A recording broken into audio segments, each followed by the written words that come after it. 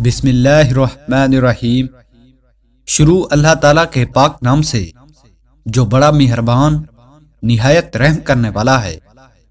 حضرت سلیمان علیہ السلام کی کرسی اور تخت۔ بیان کرتے ہیں کہ جب حضرت سلیمان علیہ السلام نے فیصلہ کے لیے جلوس کا ارادہ فرمایا تو شیاطین یعنی جناتوں کو حکم دیا کہ وہ ان کے لیے ایک نادر اور عمدہ قسم کی کرسی تیار کریں جس کی صفت یہ ہو کہ جھوٹا مدعی یا گواہ اس کو دیکھنے سے تھرتھرانے لگے۔ چنانچہ تعمیل ارشاد میں ہاتھی کے دانت کی ایک کرسی تیار کی گئی جس کو جواہرات، یاقوت اور موتیوں سے مزین کیا گیا تھا، اور جواہرات سے انگور کے درخت بنا کر اس کو گھیر دیا تھا، جس میں سونے کے 4 کھجور کے ایسے درخت تھے جن کی شاخیں چاندی کی بنائی گئی تھی۔ ان میں سے درختوں کی چوٹی پر 2 گدھ بنائے گئے تھے، اور اس کرسی اور تخت کے دونوں گوشوں پر سونے کے 2 شیر تھے جن کے سروں پر سبز زمرد کے ستون نصب کیے گئے تھے۔ اس طرح شیاطین نے اس تخت کو ایسے پتھر پر رکھا تھا جس کے نیچے سونے کا ایک شردہ بنا تھا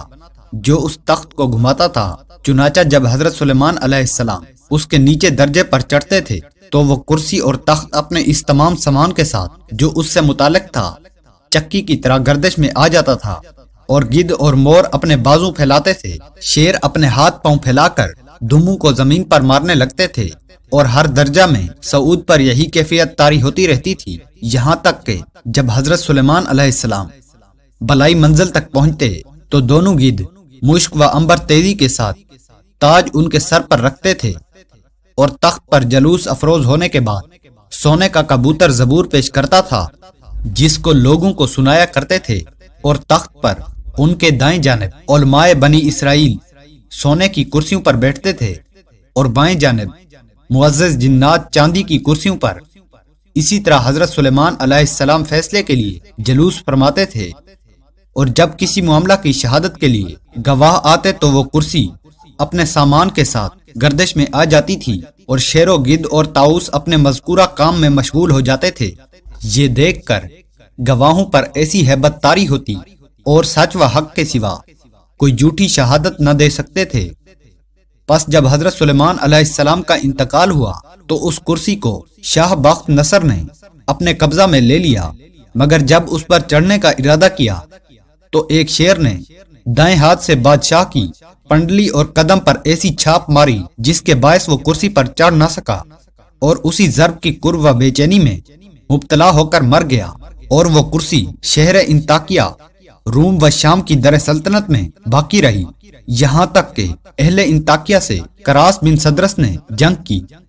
اور خلیفہ نے بخت نصر کو شکست دی۔ اس کے بعد کرسی بیت المقدس کی طرف لائی گئی، اور کوئی بادشاہ اس کرسی پر چڑھنے پر قادر نہ ہو سکا۔ پھر اس کو صحرا بیت المقدس کے پیچھے رکھا گیا، جس کے بعد آج تک اس کی کوئی خبر یا اثر معلوم نہ ہو سکا کہ کہاں گئی اور کیا ہوا۔ اس حکایت سے حضرت سلیمان علیہ السلام کی کرسی کی وسعت و ہیبت و دبدبہ اور انصاف کا پتہ چلتا ہے،